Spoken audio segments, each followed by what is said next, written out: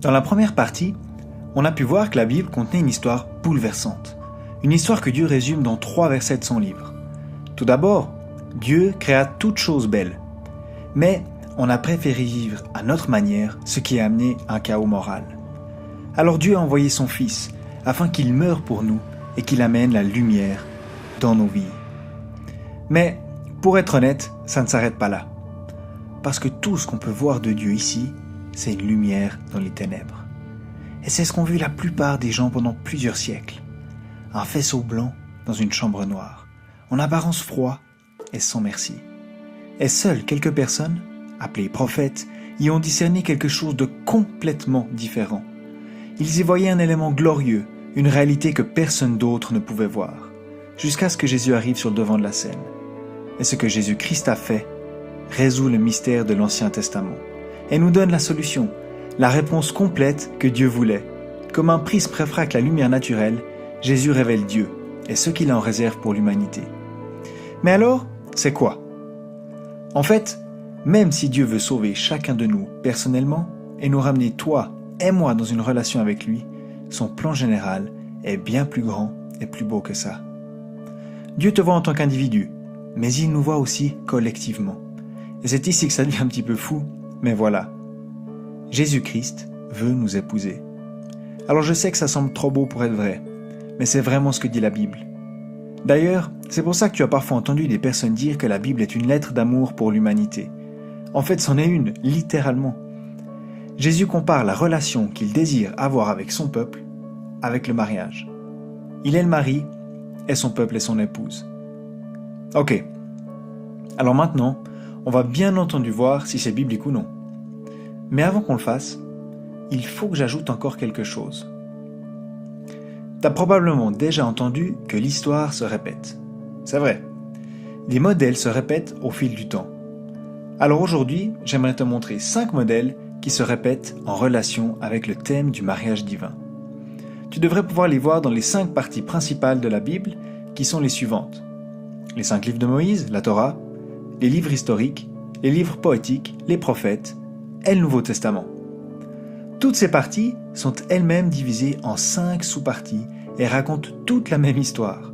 C'est une histoire d'amour divine. Mais avant d'aller plus loin, soyons clairs. La Bible est un livre vivant, pas un livre de cuisine, ni un livre de maths. Donc si on veut essayer d'enfermer Dieu dans une boîte, on n'y arrivera jamais. Tout ce que je veux montrer ici, c'est un modèle, un pattern que Dieu utilise plusieurs fois pour nous raconter la même histoire. L'histoire commence avec Jésus en tant que créateur. Créant l'homme est donc son homologue. En Ésaïe 54, verset 5, on peut lire « Ton époux, c'est celui qui t'a faite ». Alors jusqu'ici, ça va. Dieu a même donné à l'homme une version miniature de cette relation avec le mariage d'Adam et Ève. Il n'en avait aucune idée, mais il représentait une relation divine. Seul problème, l'histoire ne se finit pas par « ils vécurent heureux jusqu'à la fin de leur jour ». Tu te souviens de ce qu'exprime le verset 2 de Genèse 1 ? Le chaos.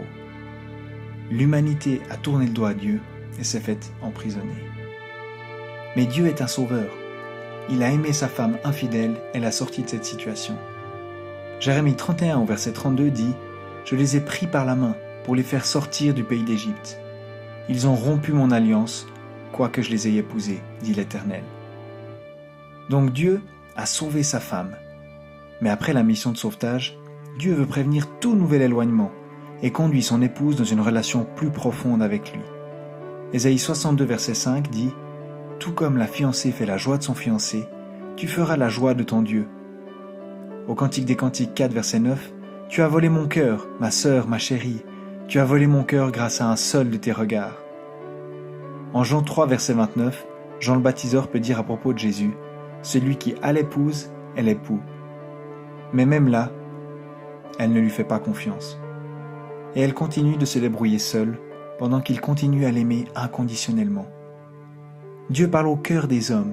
Il dit en Jérémie 3, verset 20, « Pourtant, tout comme une femme trahit son compagnon, vous m'avez trahi. » En Osée 2, verset 14, « C'est pourquoi, voici, moi, je l'attirerai.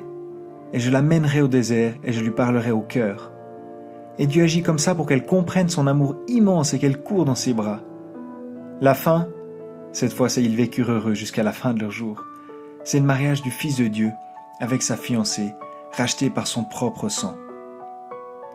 On peut lire en Apocalypse 19, versets 7 à 9, « Réjouissons-nous et soyons dans la joie, et rendons-lui gloire, car voici venu le moment des noces de l'agneau. » Et au chapitre 21, au verset 2, « Je vis descendre du ciel d'auprès de Dieu, la ville sainte, la nouvelle Jérusalem, préparée comme une mariée qui s'est faite belle pour son époux. » Et les derniers versets de la Bible sont « L'Esprit et l'épouse disent viens ».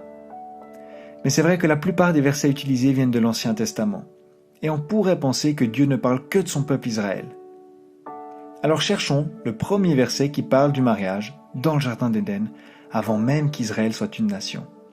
On lit en Genèse 2, 24, « C'est pourquoi l'homme quittera son père et sa mère et s'attachera à sa femme, et ne seront qu'un. » Alors, si ce sujet est si important, on devrait sûrement trouver une explication claire et limpide dans le livre des réponses de Dieu. Alors cherchons dans le Nouveau Testament.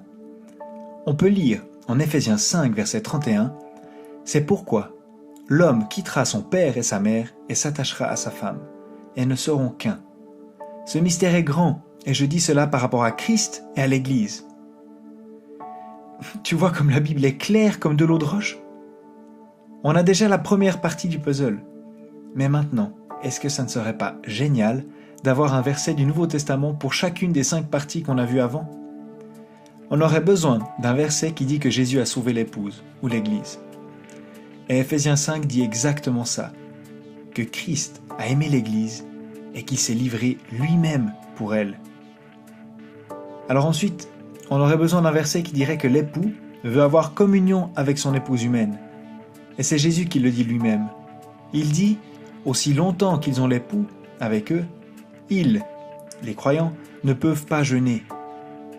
Il veut dire par là, pourquoi est-ce que l'épouse et l'époux ne profiteraient-ils pas lorsqu'ils sont ensemble? Mais on peut aussi déduire de ce verset qu'il y aurait un moment où ça ne serait pas le cas. Et c'est exactement notre 4e partie, où l'épouse attend pour finalement épouser son fiancé. C'est la période de la grâce dans laquelle nous sommes actuellement. Paul dit en 2 Corinthiens 11, verset 2, « En effet, je suis jaloux de vous, de la jalousie de Dieu, parce que je vous ai fiancé à un seul époux pour vous présenter à Christ comme une vierge pure. » Et la dernière partie, on l'a déjà vue. C'est littéralement les derniers versets de la Bible qui disent « L'Esprit et l'épouse disent viens ». Waouh! Je veux dire, c'est énorme. Quand j'ai découvert ça dans la Bible, ça m'a bouleversé et ça a vraiment changé ma vie. Jésus nous aime tous comme son épouse. Imagine, le Créateur de l'univers t'aime comme son épouse. C'est indescriptible. Ça devrait vraiment nous amener à le louer et nous donner l'assurance que rien n'arrivera à son épouse sans qu'il soit au courant et qu'il l'aide de toutes les manières possibles. Quel Dieu incroyable nous avons! Et je me réjouis déjà de parler de ces 5 modèles dans la partie principale de la Bible.